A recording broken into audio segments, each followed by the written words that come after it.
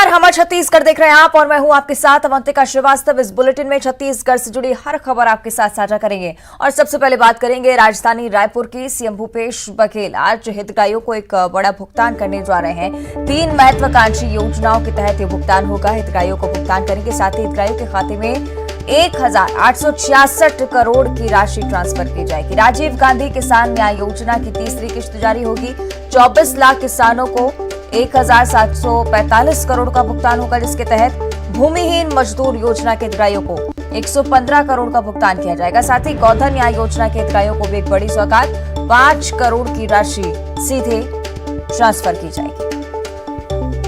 CM Bhupesh Baghel आज 3 योजनाओं के तहत हितग्राहियों को भुगतान करने वाले हैं।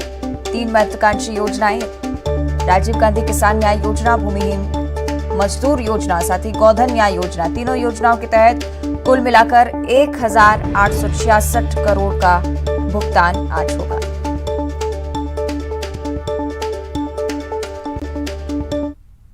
और रायपुर से एक और बड़ी खबर है। सीएम भूपेश बघेल आज नवगठित 10 राजस्व अनुविभागों का शुभारंभ करने जा रहे हैं। 25 तहसीलों का भी लोकार्पण उनके हाथों होगा। साथ ही मुख्यमंत्री भूपेश बघेल नए अनुविभाग तिल्दा, नेवरा, बागबहरा, मालखरौदा, धमदा, बलरामपुर, राजपुर, भरतपुर, साथ ही खड़गवा, भोपालपट्टनम और भैरमगढ़ का उद्घाटन करेंगे। इन अनुविभागों के उद्घाटन के बाद प्रदेश में 108 अनुविभाग हो जाएंगे।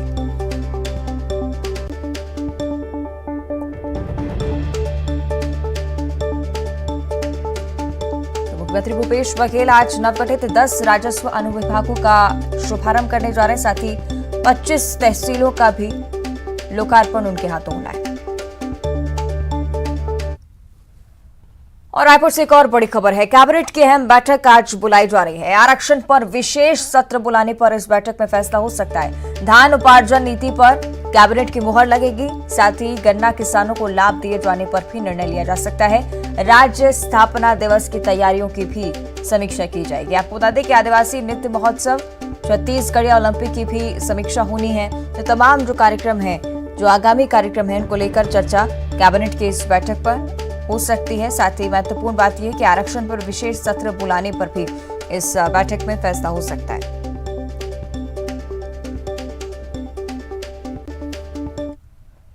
और आज कांग्रेस के राष्ट्रीय अध्यक्ष का भी चुनाव होना है। छत्तीसगढ़ कांग्रेस कमेटी ने कांग्रेस मुख्यालय राजीव भवन में सभी तैयारियां जिसके लिए पूरी कर ली हैं। पीसीसी के कुल 307 डेलीगेट्स में से करीब 295 अपने मताधिकार का इस्तेमाल करने वाले हैं। बाकी की ड्यूटी पार्टी की ओर से जहां की गई है वहीं करेंगे।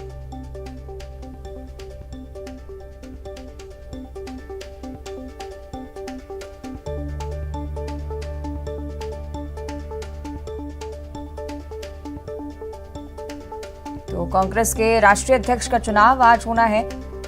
छत्तीसगढ़ कांग्रेस कमेटी ने कांग्रेस मुख्यालय राजीव भवन में इसकी तैयारियां की हैं। यहां पर 295 डेलीगेट्स अपने मताधिकार का प्रयोग करेंगे।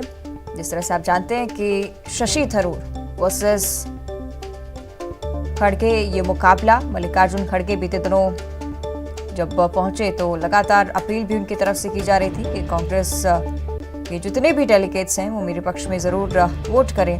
साथ ही यही अपील शशि थरूर की तरफ से भी हुई।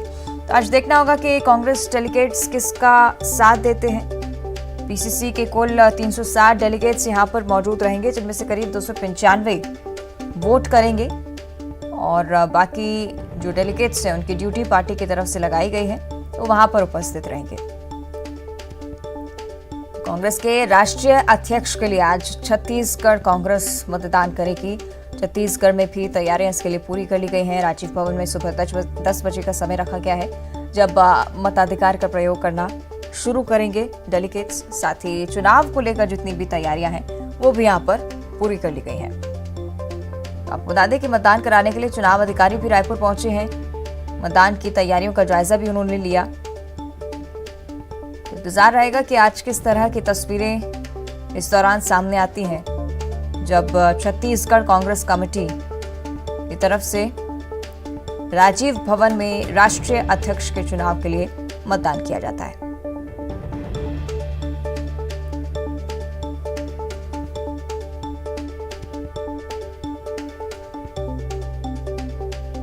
चलिए ज्यादा जानकारी हम लेंगे सहयोगी युगल तिवारी हमारे साथ रायपुर से लाइव जुड़ रहे हैं। युगल, कांग्रेस के राष्ट्रीय अध्यक्ष के लिए आज चुनाव होना है, किस तरह की तैयारियां छत्तीसगढ़ में, क्या कुछ होने वाला है आज?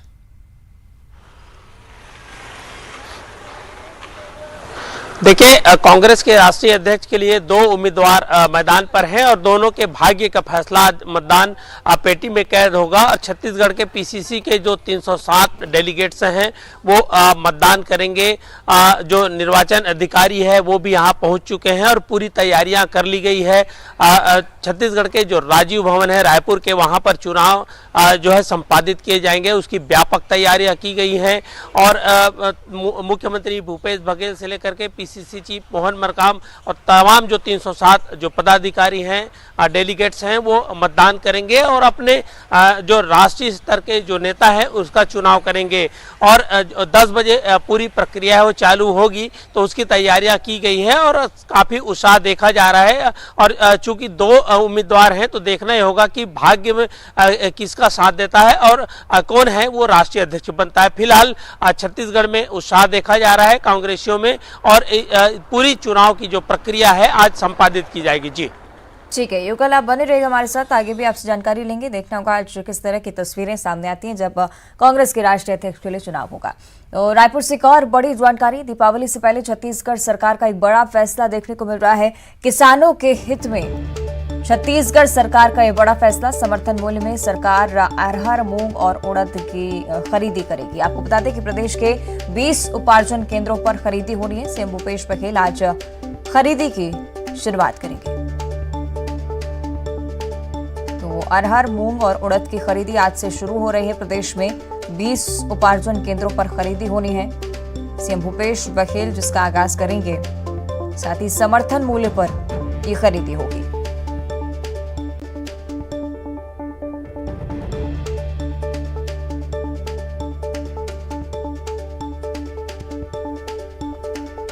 तो आज से अरहर, मूंग और उड़द की खरीदी होगी। समर्थन मूल्य पर सरकार इनकी खरीदी करेगी। 20 उपार्जन केंद्र जिसके लिए बनाए गए हैं। और देश में ऐसा पहली बार हो रहा है जब मालगाड़ी के डिब्बे एल्यूमिनियम के बनाए गए हैं, जिसे रेल मंत्री अश्विनी वैष्णव ने भुवनेश्वर रेलवे स्टेशन से हरी झंडी दिखाकर बिलासपुर के लिए रवाना कर दिया है। रेलवे के अनुसार ये रैक मौजूदा स्टील रैक की तुलना में 180 टन हल्का है, जिसके कारण सामान दूरी के लिए गति में वृद्धि तो होती ही है, साथ ही बिजली की खपत भी इससे कम हो जाती है। भारत में पहली बार बनी इस एल्यूमिनियम निर्मित रैक का मेंटेनेंस और उपयोग दक्षिण पूर्व मध्य रेलवे में किया जाएगा। ये डिब्बे विशेष रूप से माल ढुलाई के लिए डिजाइन किए गए हैं।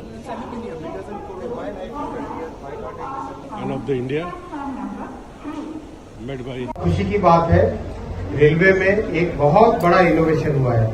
जिस तरह से प्रधानमंत्री श्री नरेंद्र मोदी जी कहते हैं, हमेशा नई से नई टेक्नोलॉजी लेके आओ, लाइट वेट लेके आओ, क्लाइमेट फ्रेंडली टेक्नोलॉजी लेके आओ।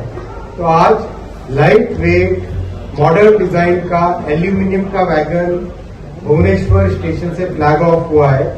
ये वैगन अपनी लाइफ टाइम में 14,500 टन कार्बन डाइऑक्साइड एमिशंस को कम करेगा। जो हमारा क्लाइमेट का गोल है, प्रधानमंत्री जी ने जो देश को 2070 तक net zero carbon dioxide emitter का जो गोल दिया है, उस गोल में ये एक बहुत महत्वपूर्ण कड़ी है। और अब बीजापुर से बड़ी खबर है, सर्चिंग पर निकले जवानों पर फायरिंग की गई है। नक्सलियों ने जवानों पर हमला किया है। उसूर ब्लॉक के तर्रेम थाना क्षेत्र की घटना आपको बता रहे हैं। हमले में एक एएसआई को गोली लगी है। घायल जवान को इलाज के लिए भेजा गया। बीजापुर से जानकारी, जहां सुरक्षा बल के जवान जैसे ही सर्चिंग पर निकले, नक्सलियों ने फायरिंग कर दी। ज्यादा जानकारी हम लेंगे, सहयोगी भरत हमारे साथ फोन लाइन पर जुड़ रहे हैं। भरत, क्या कुछ जानकारी इस पूरी घटना पर? आपको बता दूं, कल संध्या 7 बजे की वक्त की बात है, जिस तरीके से वासागुड़ा से तर्रेम थाना क्षेत्र के अंतर्गत चिन्ना गेलूर एक ग्राम पड़ता है, जहाँ पे हर वक्त के वक्त इस समय भी पुलिस की जो पार्टी है सर्चिंग के वक्त निकली थी, एरिया डोमिनेशन के लिए निकली हुई थी। उसी दरमियान इनकी वापसी हो रही थी। वापसी होने से पहले ही जब वो आगे बढ़े, उस दरमियान माओवादी वहाँ पे अपनी पिट जमाए हुए बैठे हुए थे। माओवादियों ने लगातार फायरिंग शुरू कर दिया, जिसकी जवाबी कार्रवाई में पुलिस की जो पार्टी थी जो गश्त के लिए निकली हुई थी वो भी लगातार जवाबी कार्रवाई करते हुए फायरिंग शुरू कर दी। इसी फायरिंग में लगातार पुलिस को एक क्षति देखने को मिली। जो एएसआई है राजेश सूर्यवंशी सब इंस्पेक्टर, इनको गोली लगी। लगातार गोली लगने के बाद इनकी जो हालत है हालांकि बेहतर बताई जा रही थी, जो जानकारी बाहर निकल के जा रही थी, लेकिन बेहतर उनकी स्थिति नहीं थी। अगर बेहतर स्थिति अगर होती तो उनका इलाज जिला मुख्यालय बीजापुर में, जिला चिकित्सालय बीजापुर में होता। स्थिति बिगड़ने के कारण कल रात के बीती 12 से 12:30 के बजे करीब बीजापुर के हेलीपैड से चौपर से उनको राजधानी रायपुर के लिए रिफर किया गया है। लगातार उनकी स्थिति पहले जैसी नाजुक रही होगी, तभी ऐसी स्थिति निर्मित हुई कि उन्हें राजधानी रायपुर के लिए रिफर किया गया है। चलिए ठीक है, शुक्रिया आपका भरत इस पूरी जानकारी के लिए। तो सर्चिंग पर जब जवान निकले तो फायरिंग उन पर की गई, हालांकि एक जवान घायल भी हुआ है, एएसआई हैं जो, और लगातार उनका इलाज जारी है। और अब नारायणपुर से इस वक्त की बड़ी खबर, नक्सली मुठभेड़ के बाद हथियार बरामद कर लिए गए हैं। सर्चिंग के दौरान घटनास्थल से बीजीएल बरामद किया गया है, साथ ही नक्सली साहित्य और दैनिक उपयोग के सामान भी बरामद किए गए हैं। शनिवार को पुलिस और नक्सली के बीच मुठभेड़ हुई। देवगांव उचाडी के जंगल में मुठभेड़ हुई थी, तो नक्सलियों को भारी नुकसान हुआ है, ऐसा पुलिस की तरफ से कहा जा रहा है। लेकिन फिलहाल जानकारी यही कि मुठभेड़ के बाद हथियार बरामद किए गए हैं। सर्चिंग के दौरान ये देखा गया कि काफ़ी सारे खून के धब्बे वहाँ पड़े हुए थे। फिर उसके बाद सुरक्षा बलों के द्वारा उस खून के धब्बे का भी पीछा किया गया। ऐसा प्रतीत हो रहा था कि किसी को जो घायल काफ़ी सारे हुए होंगे उनके नक्सलियों के, तो जिन्हें वो ले जा रहे थे, तो उसके बाद उनका पीछा भी किया गया और फिर कॉर्डन किया गया। फिर सर्च अभियान चालू किया गया और सर्च अभियान के दौरान इतने सारे मतलब नक्सलियों की जो सामग्री हैं जो डेली यूज करते हैं, कुछ उसके साहित्य, बीजीएल जो देसी ब्रेडेड ग्रेट लॉन्चर बनाया गया है, और उनके दैनिक उपयोग की सामग्री, दवाइयाँ आदि सभी मिले हैं। और अब बात करते हैं छत्तीसगढ़ के घोर नक्सल प्रभावित नारायणपुर जिले के ओरछा इलाके की, जो आजकल नक्सली गतिविधियों के लिए नहीं बल्कि वाईफाई जाने के लिए जाना जाता है। जी हां, आधुनिकता की दौड़ और डिजिटलीकरण से कोसों दूर अबूझ माड़िया जनजाति के लोग इंटरनेट का इस्तेमाल यहां पर कर रहे हैं। जिला प्रशासन की सार्थक पहल से फ्री वाईफाई जोन का लुत्फ उठा रहे हैं। आपको बता दें कि देश और दुनिया के लिए अबूझ माने जाने वाले घोर नक्सल प्रभावित क्षेत्र अबूझ माड़ ओरछा के लोग आधुनिकता की दौड़ से कोसों दूर थे। जिला मुख्यालय से महज 65 किलोमीटर दूर ओरछा भौगोलिक परिस्थितियों से विषम और नक्सली दहशत के चलते क्षेत्र में विकास के पहिए थमे हुए थे। यहाँ के अबूझ माड़िया लोग देश दुनिया में होने वाली गतिविधियों से अनजान बने रहते थे, लेकिन अब अबूझ माड़ को बुझने की कवायद जोरों पर है। क्षेत्र में विकास के पहिए तेजी से घूमने लगे हैं। स्थानीय युवक युवतियां और छात्रों की डिमांड पर नारायणपुर कलेक्टर ने ओरछा में फ्री वाईफाई जोन बना दिया है। जब नहीं था तो हमें अनेक प्रकार की मुश्किलों का सामना करना पड़ती थी कि हमें जानकारी उतना प्राप्त नहीं मिलती। हम लोग को ये मिल रहा है सर, जो भी बाहर का जानकारी, जो समाचार वगैरह कुछ दुर्घटना हो जाती है तो हमें यहाँ जानकारी नहीं मिलती, तो वाईफाई कनेक्ट करके जो भी देखते हैं। ओरछा ब्लॉक हेडक्वार्टर है और वहाँ पे लगातार नेट कनेक्टिविटी की हमको ज़रूरत महसूस होती थी। बैकवर्ड था, इसलिए वहाँ पे मोबाइल कनेक्टिविटी पहुंचने में टाइम था, इसलिए उस दौरान हमने उसमें वहाँ पे वाईफाई हॉटस्पॉट्स चालू कर दिए। ओरछा और उसके आसपास के 5 किलोमीटर में अब 24 घंटे नेट अवेलेबल रहे। उधर धमतरी के देवरी नवा गांव में 40 लोग डायरिया का शिकार हो चुके हैं। स्वास्थ्य विभाग ने स्थिति की गंभीरता को देखते हुए गांव में ही कैंप लगा दिया है। फिलहाल 10 मरीजों को धमतरी जिला अस्पताल में भर्ती कराया गया है, जबकि 20 लोग अलग अलग निजी अस्पतालों में इलाज करवा रहे हैं। बाकी के लोगों का इलाज गांव के स्वास्थ्य शिविर में किया जा रहा है। बताया जा रहा है कि गांव में जो पानी सप्लाई की लाइन है उसमें लीकेज हो जाने के कारण पेयजल प्रदूषित हो गया है और बाद में यही डायरिया का कारण बना है।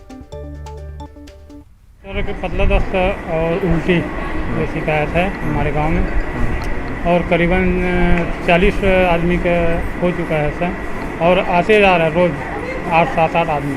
क्यों, कब से है, क्यों हो रहा है? ये 3-4 दिन पहले से हो रहे हैं। क्यों हो रहा है? और ये लगभग हम लोगों को ऐसा अनुमान है कि पानी, गंदे पानी पीने से ऐसे हो अनुमान। उसमें क्या है कि करीब अभी हम लोगों ने 8 पेशेंट एडमिट किए हैं और उन लोगों को तुरंत एडमिट करने के बाद तुरंत उनका ट्रीटमेंट चालू कर दिया है। IV फ्लूइड दे रहे हैं, इंजेक्शन और एंटीबायोटिक दे रहे हैं, क्योंकि ये this diarrhoea is probably infective diarrhoea which is due to the certainly pollution of the water. मतलब कहीं ना कहीं पानी का पॉल्यूशन हुआ है क्योंकि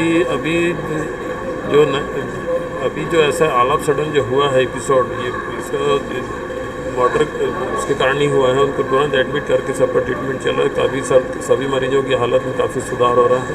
धीरे धीरे सभी पेशेंट ठीक हो जाएंगे।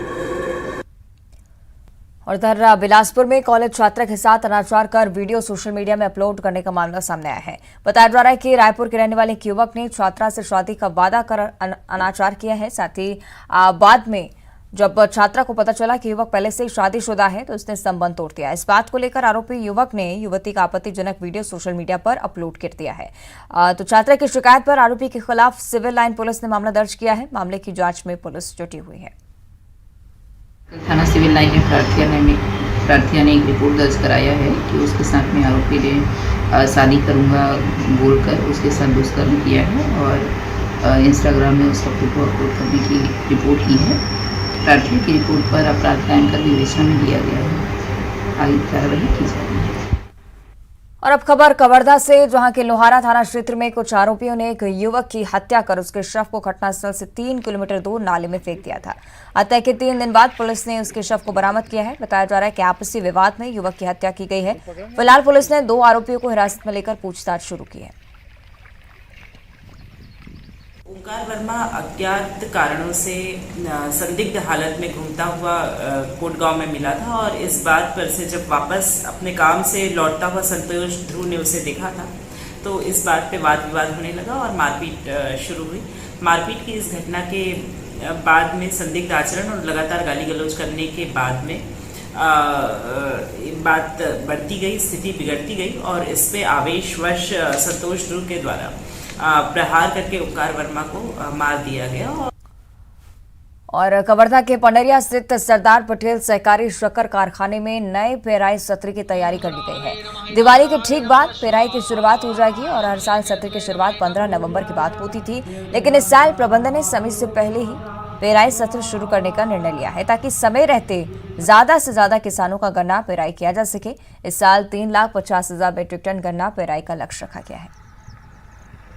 ऐसा है कि जल्दी स्टार्ट करने से हम जो ज़्यादा से ज़्यादा किसानों का पेराई कारखाने के माध्यम से करना चाहते हैं। इस उद्देश्य से इस बार प्रयास करके पहले की तुलना में जल्दी पेराई सत्र शुरू करने का हम प्रयास कर रहे हैं। इधर कोरबा में ऑटो संघ ने अपने सदस्यों के लिए अच्छी पहल की शुरुआत की है। संघ आपात स्थिति में मृत सदस्यों के परिवार को सहायता देने में जुटा हुआ है। आपको बता दें कि ऑटो संघ अपने सदस्यों के परिवार को आर्थिक सहायता देने का काम पिछले काफी समय से करता आ रहा है। इस बार सदस्यों से साल में ली जाने वाली सदस्यता राशि से कोष तैयार किया गया है, जिसके जरिए आर्थिक सहायता मुहैया कराई जा रही है। इस मौके पर आयोजित कार्यक्रम में सिटी कोतवाली निरीक्षक रूपक शर्मा उपस्थित रहे। पदाधिकारियों की भी जमकर सराहना यहाँ पर देखने को मिली है।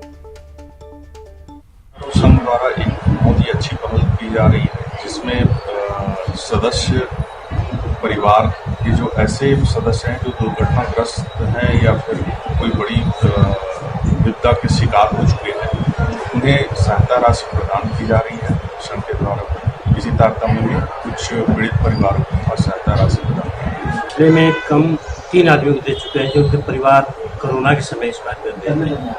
हमारे आने के बाद 3 व्यक्ति को मृत्यु प्राण दिए हैं।